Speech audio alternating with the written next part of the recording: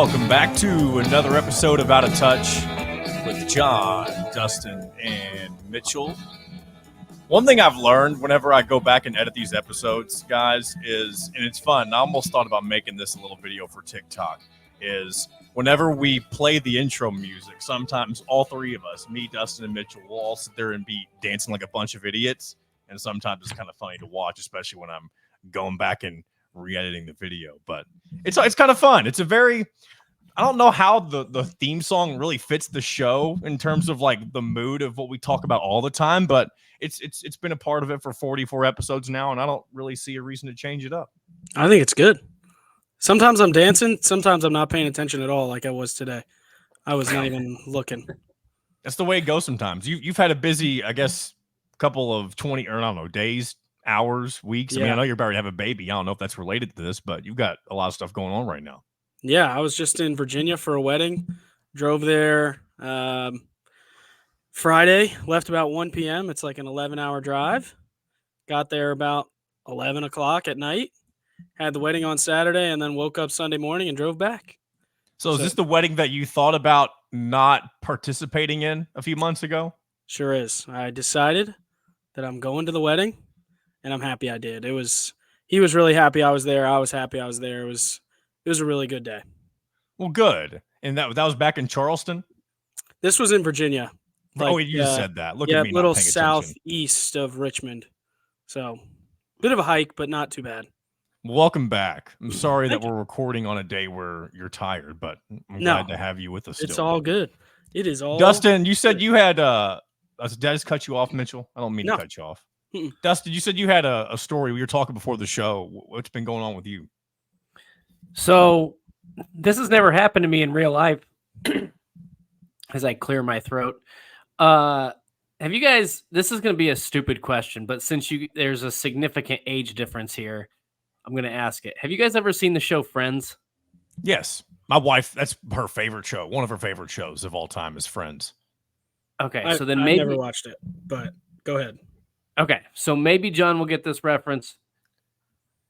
So there is an episode, I don't remember what season, I don't remember what actual episode, where I think it's Ross gets stood up for a date at a restaurant, and the waiters had been like betting on how long he'd stay until he left, and the waiter brought him out free crab cakes to try to keep him around. So then in later in that episode, I think at the very end, Joey and Ross go there, act like they've been stood up to get free crab cakes. And the restaurant turns them away. So Sunday night, Abby was at volleyball and I was at home and I got bored, and there's a brewery that's, I don't know, maybe a mile from the house. And I sent her a text and I said, hey, while you're there, I'm going to go grab some beers at the brewery.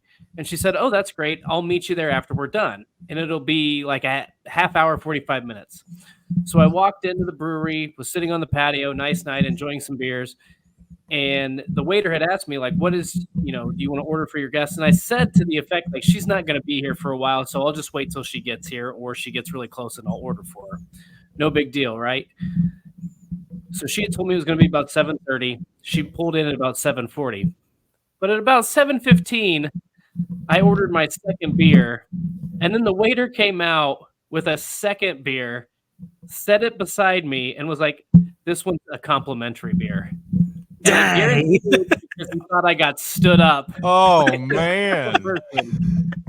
And then she showed up and drank that second beer, and he never charged me for it. It was never on the bill. But I will admit that I did order a third drink because I felt really bad that he was trying to be nice, and it was just that the volleyball game ran a little bit longer than she thought, and she just showed up 10 minutes late.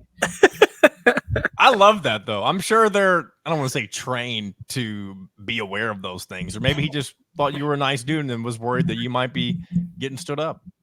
The problem with that is, like, I will now try to take advantage. Like, I'm going to go into other breweries and bars and be like, yeah, I'm waiting on somebody else to join me here. and then just have them not show up at all and see if I get complimentary things now from now I on. was going to say there was never anyone coming anyways in the first place. I tell you what, that is one of the more uncomfortable things you can do in a restaurant is be the first person there and be responsible for, let's just say you have a group of like 8 people or even more than that coming, and you're the first person to show up and you're like, hey, I need a table for 8. They're like, okay, go ahead and get seated. And then you're just sitting there and you have to convince the waiter, or at least it feels like you have to convince the waiter, like, hey, these people will be here in a minute. I'm just kind of chilling. And it's just super awkward while everybody else around you goes about their day, their meal, the people working go about their jobs. And it's just super weird. And sometimes it's super weird when you have tickets to a basketball game and somebody's sitting in your seat. Yeah, that happened. Huh? This did happen. We got all the way to the Pacers game, and some guy's like, this is my seat. I'm like, dude, no, it's not. We had an argument for like 10 minutes. And that was a sold-out arena, right? Yes. And his was on the other side of the section, and he was disagreeing with, like, no, this is where I sit. And then he took the shirt. But he did give us the shirt from his original seat. But yeah, that happens more than I care to admit. Like, where I'll just walk in and someone's just in my seat, and I never really know how to handle that situation. I was that stupid guy at a concert about a year ago. Thankfully, I realized it early enough before the person whose seats I was in showed up. But me and the people, my wife and the friends we were with, I had guided us to what I thought were our seats, and eventually figured out, like, hold on, this isn't looked like what I remember seeing on the arena map or that kind of thing when you're buying those tickets, and eventually put 2 and 2 together, and we moved again, thankfully, before somebody else said, hey, you're in my seats. Yeah, I never know. I guess you could probably get pretty aggressive. Somebody could if they. Some people, yeah, because they might think you're maybe trying to upgrade yourself depending on where you're sitting at. Here's the thing that I don't understand.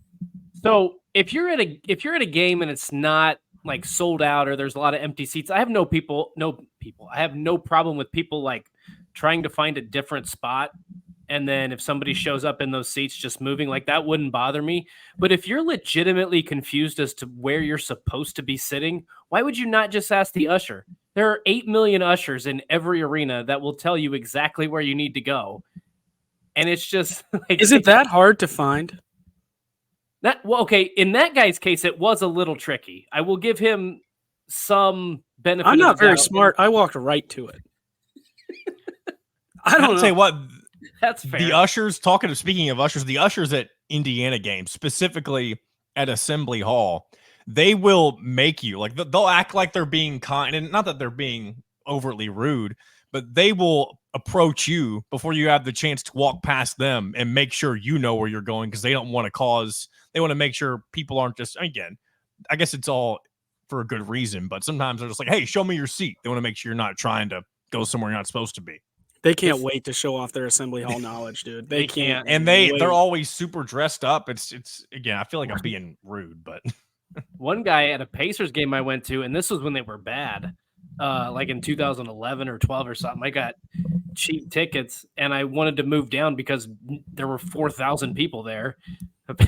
The usher put his hand in my chest and was like, you will not sit in the lower level unless you pay lower level prices. I was like, oh man, okay. Guess I'm going up to the balcony. We would wait. When did you try to go down? It was at like before the game started or tip off.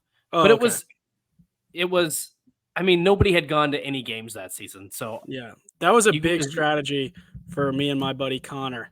We would get the big ticket or the tickets to like the hanging from the rafters seats. Yeah. And after the first quarter, in between the first quarter and the second quarter, scope out 2 seats in one of the corners in the lower level. And we got as close as like the 10th row or something. Like we were down there, and we paid $8 for our tickets. Wow. There was one time, by the way, John, now that I know Mitchell's done this too. I did this every game. I went to like 50 games over a course of 2 years, and we did it every year or every game. If you ever get the chance to watch an NBA game, like within the first 10 rows, do it. Because there was one time, I think like the NBA does that resale thing, and I was a season ticket holder, so I'd get early access to like people reselling tickets. Well, there was one game, I think there was just like 2 tickets available. The people couldn't go to see the Pacers Spurs, and this is when they were good. And they were like, I think I was 4 rows off the court for like $30. So it wasn't an $8, but for $30 to get 4 rows up and see Tim Duncan, that was pretty sweet. I got to watch LeBron James on the Heat with my feet on the court. Prime LeBron sat literally courtside. And this is where I thought you were going to go with it. LeBron is incredible, and watching him, he's like an alien. But just watching how big and athletic all of these people are. Yeah. You just can't, and everyone says this, but like you cannot, it's the most impressive thing that happens at any given time on the planet. Watching those 10 guys play on that little court, all so athletic, so skilled. It's the most impressive showing of like human physical capability that happens on any night throughout the year in the entire world. It is unbelievable. You have to, if you've never been, I think it's worth $500 a seat, $400, $500 a seat, just to go see what humans are currently capable of. Because if you want to know, that's what it is. That is what humans are capable of. It's unbelievable. And LeBron is even above that. Watching him move. I also got, this is a little highlight. Lance Stevenson was like my guy. That was my favorite player. Born ready. That was me and him. He's kind of, you all have the same personality. You're just not afraid to do whatever. You're not scared of nothing. And a ball came out of bounds, literally right to me. So I catch it. He comes to take it out and goes, "Thanks, bro." Gives me a little fist bump. High school Mitchell thought that was the most unbelievable thing ever. It was awesome.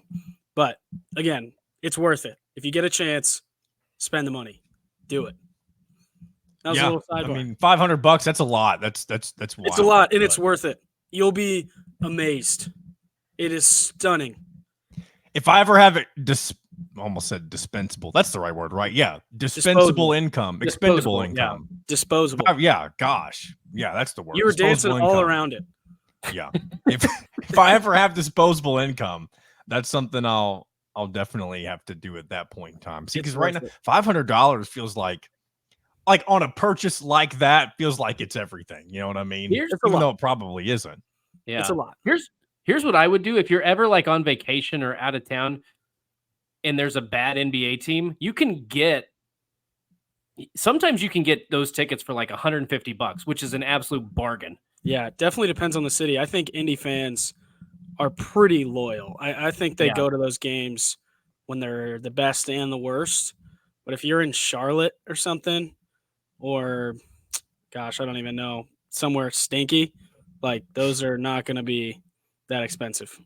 Yeah. I was talking about this with somebody, and we don't have to go too far in the weeds with this, but on the afternoon show that I do, the Jacksonville Jaguars, who I have never met a single fan of that team in my entire life. And obviously they're a pro NFL franchise, but I couldn't tell you. And again, it's probably part of it's probably where we live. But I feel like when you think of other teams, just all of like the Steelers, the Packers, the Patriots, you can find fans of those, at least a couple. I feel like anywhere you live, I guarantee you don't find hardly any Jacksonville Jaguar fans outside of anywhere other than the state of Florida and specifically the city of Jacksonville. I will say, I was just, so at this wedding, all these guys are originally from Florida. Now, one of the guys lives in Charleston. His wife was from Virginia, so that's the connection to Virginia. But a couple of them live in Jacksonville. They would kill for the Jacksonville Jaguars. So they don't even need fans. Like that Duval, they're in. All in. So they have some dedicated Jacksonville, because Jacksonville is a tough area, man. They may be upset when Jacksonville inevitably gets moved over to London or something, one of those European cities that keeps hosting these NFL games. They're going to be hurt. I was going to say, I don't know if you've been to Jacksonville, but it is a hellhole. Dude, if you're not in St. Augustine or like Amelia Island. And isn't it the largest city in Florida? No. I No, doubt it. Orlando is either way. Orlando it or doesn't matter, Miami I are guess. definitely bigger. But maybe makes sense. Tallahassee. I don't think Tampa? Orlando's that big. Tampa might be Tampa's up big. there. But Jacksonville is a rough. You can Yeah. find yourself in the wrong side of Jacksonville pretty quick. When we went down for the Gator Bowl, I didn't really know where I was going, and we were going down to the game. The stadium's like right in the middle. Roll them up. This is gonna sound horrendous, so please give me some grace on this because I'm about to not give anybody some grace. It's fair. Did the same thing. My brother works with the University of Florida, so he gets like early access to tickets for the world's largest outdoor cocktail party, which is the Georgia-Florida rivalry game played in Jacksonville. So I went one year, and it had me turn off like the main highway because there had been a wreck or something to get to where we were staying. I'm not kidding. Like there was just a street, and it was just nothing but homeless people alongside the roads. And so it felt like, I don't know if you guys have seen like Night of the Living Dead, but they were just like stumbling and trying like walking to my car. And I've been in some pretty tough areas and I'm usually pretty okay, but that time I was a little nervous. Outside the stadium? No, this was just like on Or in the the I don't know if area? it was the outskirts of downtown. I think it was Okay. like because that road led to downtown. It was just like a section of that road, probably 2 or 3 blocks worth, which it's very sad. Like it was a sad scene because, like they're just homeless people. They're trying to find their way, but it was also a Yeah. little, you can tell not a lot of cars drove down there. It was a little intimidating. Yeah, that's the thing. We've talked about homeless people a lot with some of the experiences that I've had. And Mitchell's got his microphone muted, but I'm going to remove him just for a moment while he takes care of some business. Mitchell, whenever you're free, just give me the thumbs up and I'll pull you back in. But yeah, so I've talked about homeless people in downtown Louisville before.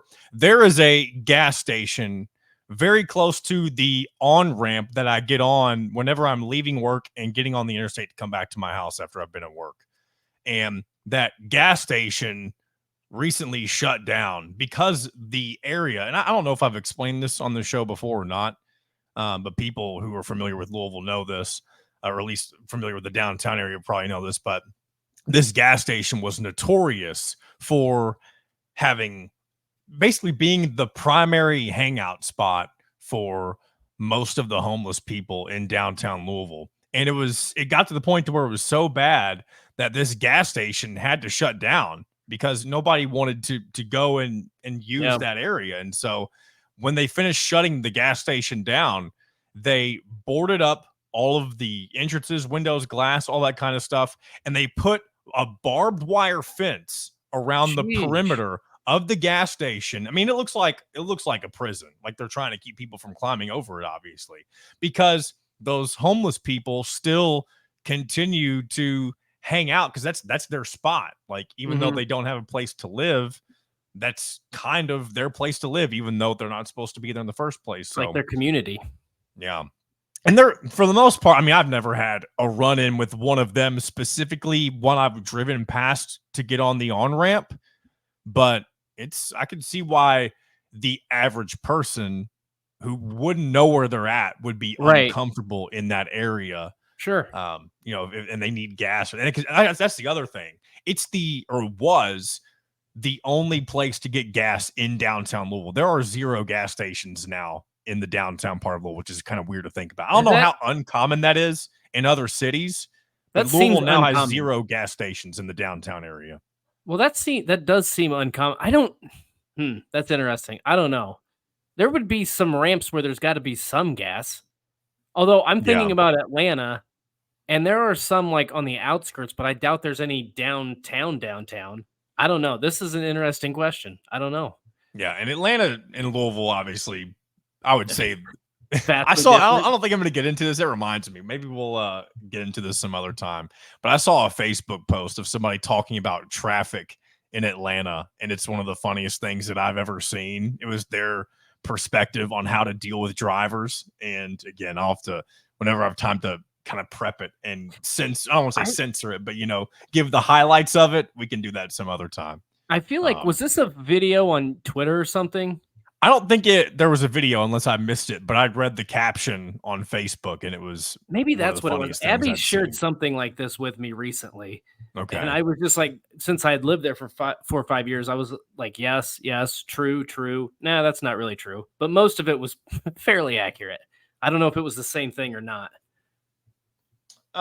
So one thing I was going to ask you, or not ask you, but tell you about before we started, I wanted to save it for the show in case it ended up being interesting. I'm drinking a different type of coffee right now, Dustin. And this is mushroom enhanced coffee. And some of you might be thinking, what are you taking, psychedelics? And honestly, if you've listened to this podcast long enough, you've seen me drinking coffee for the last 20 minutes. If I was drinking psychedelics, I'd probably be acting like a different human being right now. But it's something I heard. I'm usually not a victim to advertising. At least I feel like I'm not. Sure. And I was listening to a podcast the other day, and one of the hosts' live reads was for a company that creates mushroom coffee. And the reason that it kind of sparked my attention was because I've talked about before how I drink way too much coffee and that I feel like it hurts my stomach. It's the root of what I feel like is the root of my stomach issues.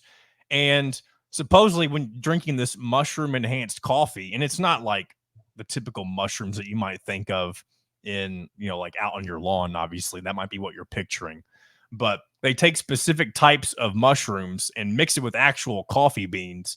And it's supposed to, because it has a reduced caffeine, it's easier on your stomach, and it's supposed to just kind of provide more benefits than regular coffee. So I'm trying out this brand of mushroom coffee. And so far, this again, my third cup today, and I've had it a couple days already this week. Early returns, I feel like, are pretty good.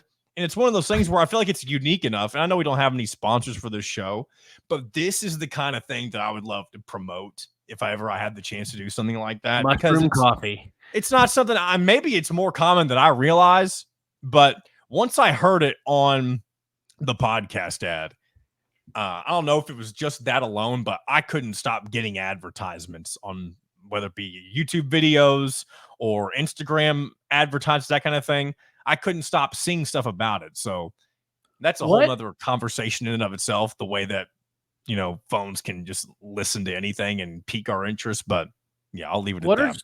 What are the supposed health benefits? Because coffee, if you drink it black, is supposed to be really good for you. Yes, so and that's how I drink my coffee. Okay, so 90% of the time, same.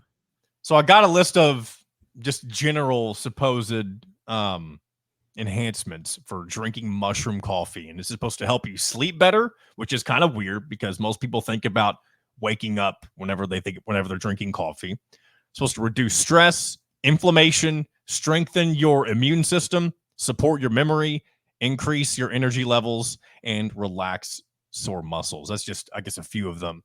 But the primary one for me is gut health.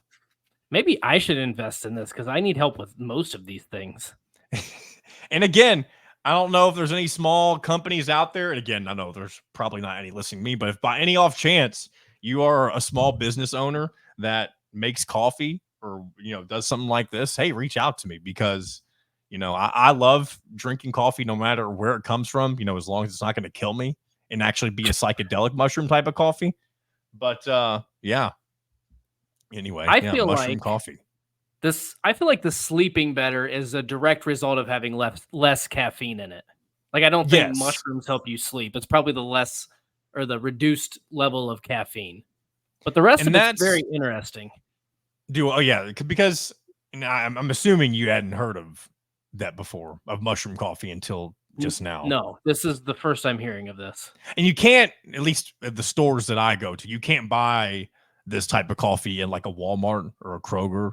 To my knowledge, I had to order this off of Amazon, and I'm sure there's other places you can order it off of. But yeah, if you're somebody who loves coffee and you want to change it up a bit, give mushroom coffee a shot. And see, people can say that's an advertisement, but it's not. I didn't name a single brand So who the I hell would I didn't. be giving props to? Nobody, unless there's So there only you go. one brand of mushroom coffee out there. No, there's plenty, and the one I got was the cheapest one, which is actually it's not cheap. Like a regular sized bag, which again I don't know the ounces or the amount and that kind of thing, but if you just picture in your mind a regular sized bag of ground coffee was $14. Is that a lot? I feel like that's a lot, at least compared to what I usually buy. Yeah, I mean, I'm not a coffee snob, so I've always just gotten the cheapest. What are you a snob of? Are you a beer snob? No, I'll drink a domestic, or I'll drink an IPA.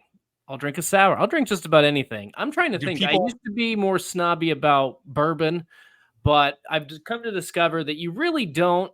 I might every now and then. You really don't need to spend more than $50. It's not always going to be better. It's not like you feel like if you spend $200 on a bottle, that it's going to have this magical taste and it's going to be the best thing. Not always the case. Sometimes it's some of the worst. And that's one thing I wonder. And I'm not somebody who indulges in bourbon or that kind of thing, but I have people in my family who are they're bourbon enthusiasts. They love that kind of thing. And my stepfather has this, and he got it as a gift from my stepbrother, so his son. I don't even know what it was, but it's one of those aged bourbons that was, it sat in the bottle for like, I don't know, 50 million years, that kind of, I mean, obviously right. I'm joking, but it's one of those, like, why is it so expensive? And again, my ignorance is showing because I can't even tell you what brand it is. It might have been, it's not a Woodford Reserve. That's more common than I believe I'm thinking of. And plus, living in bourbon country, I feel like I just hear all the brands all the time. You do. Maybe Pappy Van Winkle. I don't know. No. But okay, so that's a no. Well, if I heard it, I'd know exactly what it is. And honestly, he may, if he's listening, feel free to put it in the comments on YouTube or call in if you want. And I haven't given out that number in a while, by the way. Well, we talk about things that we say are like calls to action. I haven't given out the hotline number probably in like 2 or 3 episodes. So that number is 502-830-9195 if you want to comment on anything we've talked about or bring another topic to the wonderful world of Out of Touch. So what's amazing with like bourbon and wine and stuff is it's all like, it's just based on the label and the rarity of it. So you're not going to go and spend $300 on a bottle of wine and it's going to be always the best bottle of wine you've ever had. You're basically paying for the label. It's kind of like whether you go to Kohl's and get a collared shirt, or if you go to Ralph Lauren. Now, will the one at Ralph Lauren be a little bit better quality? Probably, but you're paying for the little pony with a polo. Guy playing polo. That's what you're paying. And that's like, I remember another popular brand, and I don't know if it still is, but it was when I was in high school and maybe into early college. But what's the brand with the pink whale? That's another one of those I never understood. Oh, I don't know. I know Lacosta's the alligator. And I know there's a really fancy pair of jeans like brand called True Religion. Oh, who's going to spend $100 on a pair of jeans? And it may even be more than that, but that just sounds, that's about around that ballpark. Have you ever been, this is going to say, look, okay, here's the thing. I'm going to preface this first by saying clothes are not my thing. Like, give me a t-shirt, give me a pair of jeans or shorts, and I'm good. So, but I understand that everybody has their thing. So if fancy clothes or fashion is your thing and you want to spend your money on that, I have absolutely zero problem with it. There are people that would be like, you're a lunatic for spending $75 on a bottle of bourbon. I totally get it. So what I'm about to say, I don't care if you do it, do your thing. But have you ever been to a Banana Republic? There was like $170 for a belt. Is Banana Republic still a thing? I don't know. Let's see. I went into one in Chicago 15 years ago, and everything was at least $90. And I was like, I am in college. I'm not ever going to pay this much. Even if I was a millionaire, maybe I would get like one nice suit and some nice shirt, maybe a few nice shirts. But by and large, I'm going to be wearing what I'm wearing now, which is this shirt about the Hoosier Dome. So fun fact, as I Wikipedia search Banana Republic, the first suggestion is apparently the term Banana Republic, when you remove the brand, the store brand, is a political science term for a politically unstable country. I would have never known that. But You have again, not heard I'm an that. idiot, so. All right. So there, shout out, idiot me. So banana republics, they are apparently still around. There's only 700 locations, though. I don't know where they're popular at, but again, Only I'm not the 700. target demographic. They don't give a crap that I'm not going to bring my poor ass into their store because I'm not their target. 700. So would that be 12 stores per state? That seems like a lot to me. Maybe. And I feel like, is this one of those places that you only see in like malls and stuff? No, but we did talk about this with Cheesecake Factory. Have you? Yes.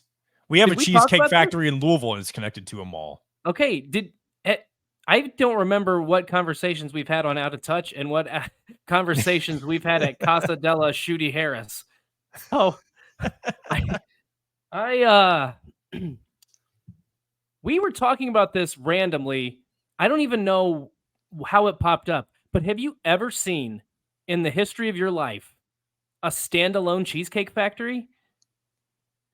It's a good question because there's other.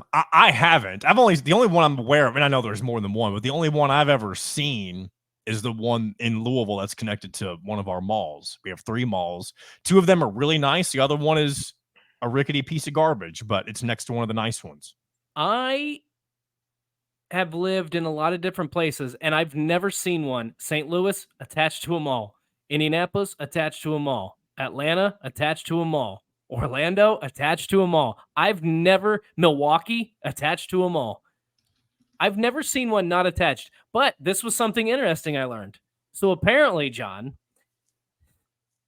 if you have a Cheesecake Factory attached to your mall, that's a sign of financial wealth because malls with a Cheesecake Factory are doing significantly better than malls without a Cheesecake Factory.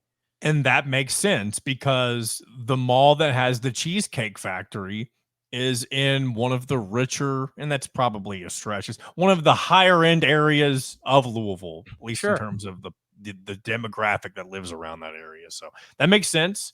There's plenty of other places. There's man, what's that store? There's so many random stores that are in that mall that I look at their name and I'm just like, why would? And again, I just think of it from my perspective. I'm just like, I'll never walk in there. There's no reason. I'll never have a reason to walk in that store. I don't know. I mean, I don't know if Banana Republic is one of those mall stores, but I don't think. Again, I'm not doing good with names, but if I saw what I'm visualizing in my head, I'd be able. The name of the store is this? The Pink Whale store? Not the Pink Whale store. No. Okay. I know. Did my breath make you think I was going to continue? Because it's almost like I stopped mid-breath. I thought you were going to carry on with that statement. But you had nothing. It's all good. But here's another one, though. You're talking about things you only see in malls. Sbarro Pizza. Are there any Sbarro pizzas that exist outside of a mall? Food court, to be specific. Here's a good question.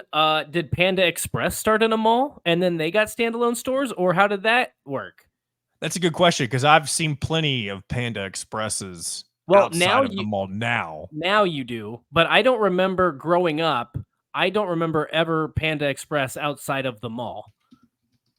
And I am relatively new to eating Chinese food. So here we go. Panda Expresses were traditionally located in shopping mall food courts, but now the chain operates in many other environments and formats, which makes sense. But I don't think Sbarro, and it makes sense though, because pizza, when it comes to anything that's, unless you're going to a true like mom and pop pizzeria, 9 times out of 10, I feel like you're just ordering takeout when it comes to pizza. So there's not really a reason for Sbarro to have anything other than a location inside of a mall, because every other chain, when you go to it, you're not. I mean, there are still some Pizza Huts that are sit down, at least to my knowledge, there are. But every other chain you could think of, Little Caesars, Domino's, Papa John's, that kind of thing, you're not sitting down. You're ordering takeout and bringing it to your house. And Sbarro is you could only get away with charging that asinine price in a mall when people are hungry. That's true, because they're selling the whole New York style, like gargantuan slice. And again, it is big, but you're still do what? For like $6. Yes, and honestly, I feel like nowadays it'd probably be like $10 or $11. It might be. I haven't had that in a long time, but that is 100% the only reason you're paying $6, $7, $8 for a slice is because you just want pizza. You want something easy and tastes good when you're at the mall. And that's where they get you because it's a mall. It is. Vineyard Vines is the name of the pink whale company. Yeah, I've already said somebody text you that, but we're not live right now, so nobody could text you what the company is. All right, so I guess let's do a couple housekeeping things real quick before if Mitchell's able to rejoin us, because we are planning on doing town names tonight if Mitchell's able to get back on the show before we wrap things up here. But I will be out of town next week, so we're going to take another week off from Out of Touch, and that's because my wife and I were going to coastal Delaware, and I've mentioned that to people. So now I'm saying coastal Delaware when I tell people where we're going on vacation, because when I tell people that I'm just going to Delaware, most reactions that I get are like they kind of stare at me blankly for a couple of seconds, and then they're like, "Why are you going to Delaware?" Because, and Dustin, I don't know, I'll let you weigh in on. I guess you can ask me whatever you want, but is that an odd place to go on vacation? If I just said, hey, and I know I already mentioned coastal Delaware to you, but if I was just hanging out, if we're getting lunch or something, I'm like, hey, and you ask me, hey, where are we going on vacation? I'm like, oh, we're going to Delaware. And that's, that's the end all be all of what I say initially. What would be your initial reaction? I think it would be like, oh, for what? Exactly. Because it's not a popular vacation spot. But as somebody who loves to travel, I'm also a big fan of like if you can find like small towns that are really, I would call it like a lake town or something. Not every town is like a lake town, but that kind of essence where if you can find a place that's got a lot of local places, it's not too commercial, it's not too kitschy or anything like that, then I want to go. I would love to go to Delaware. The only thing to me would be I would want to probably go in the fall with the foliage, because obviously New England. And that makes sense. I've heard and seen on Aerial America, because I'm actually 87 years old. I've seen it looks beautiful. So that would be my only knock. I'd be like, why aren't you going in the fall? But obviously your wife's a teacher. Summer's here. And this is early summer. And I'm looking ahead at the current forecast, like the high temperatures don't even hit 80 degrees. So to me, upper 70s, anywhere in the range of 70 degrees and sunny, that's the perfect vacation weather, especially if you're not that concerned about getting in the water. I'm not somebody who has to get in the ocean whenever I go to an ocean destination. If it's super hot, I absolutely will, or a pool or that kind of a thing. But you hit the nail on the head, Dustin. I think I've said this before on the show, specifically when you and I talk about travel things on this show, is that one thing that I don't want to say I've vowed to doing, but it's something that I aspire to do every year, is that instead of going to the same old vacation destination every year, at least once per year, I'd like my wife and I to go somewhere that neither of us have been. That way, over the course of our life and our marriage, we can say we've seen pretty much the entire United States. And again, that's awesome. That will take a lifetime to do.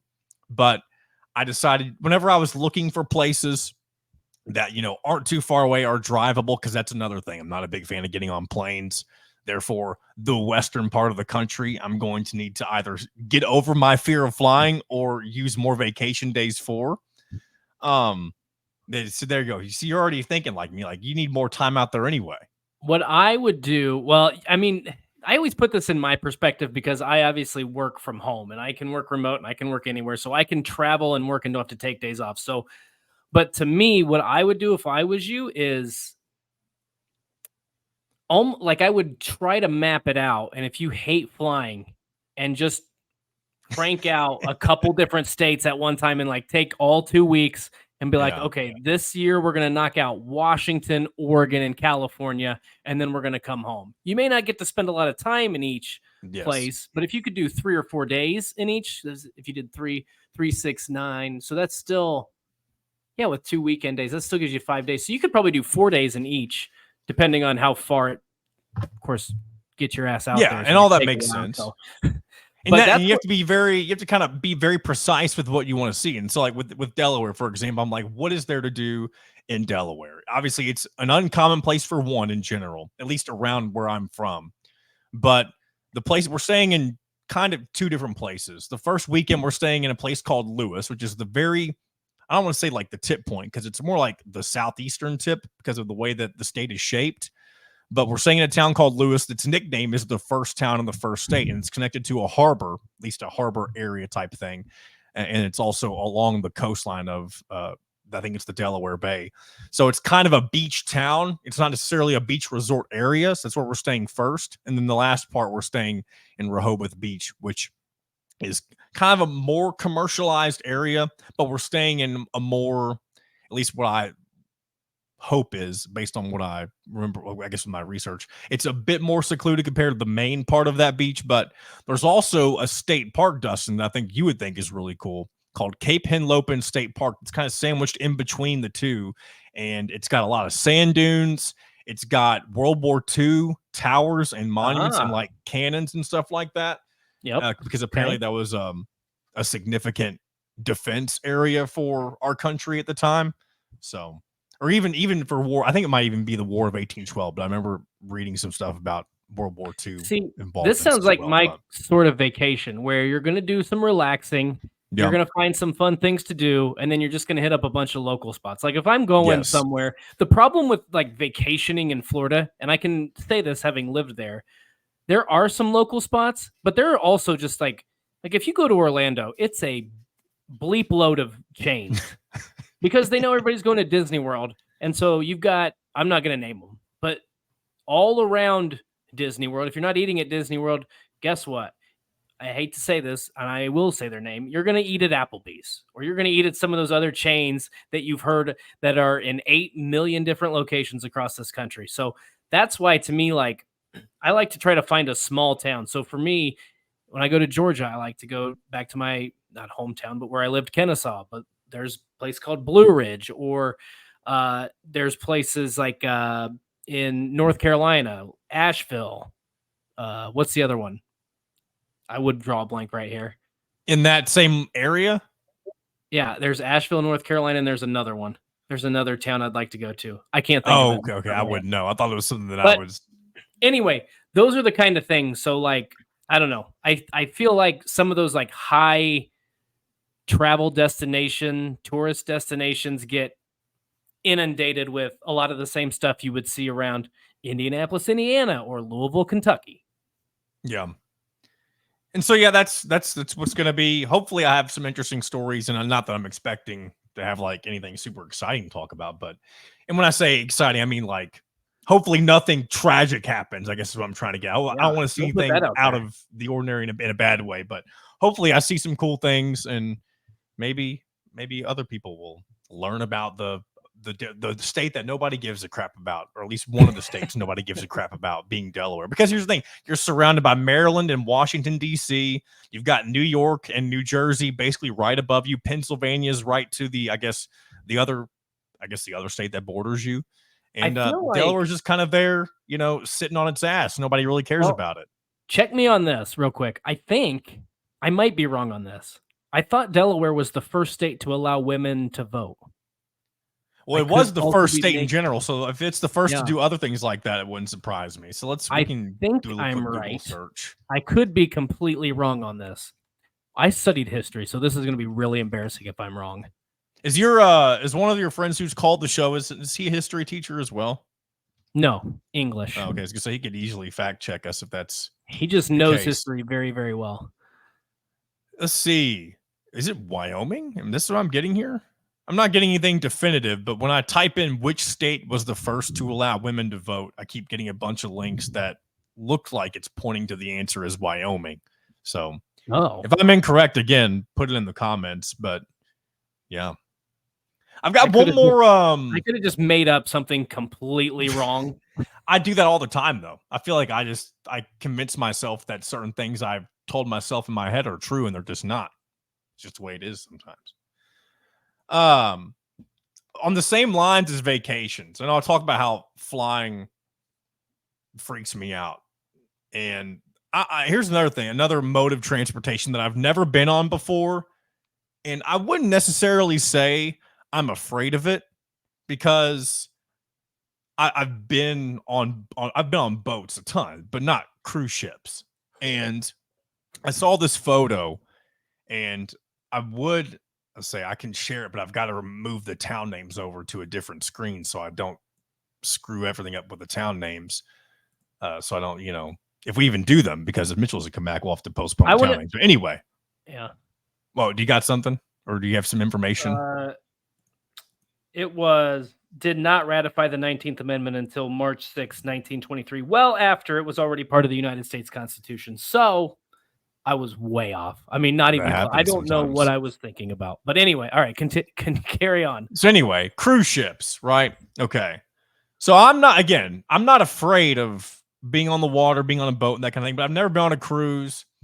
But there's something about, and again, I saw this photo the other day. I decided just to screenshot it because I wanted to give people on YouTube a visual when I'm talking about this. But the amount of things that are going on, at least that are placed on this ship, and I don't know if this is exaggerated or if this is exactly how this ship, it's called Star of the Seas. But again, I can't even describe. I mean, there's slides, there's different pools. It looks like there's like 7 or 8 different layers to the deck.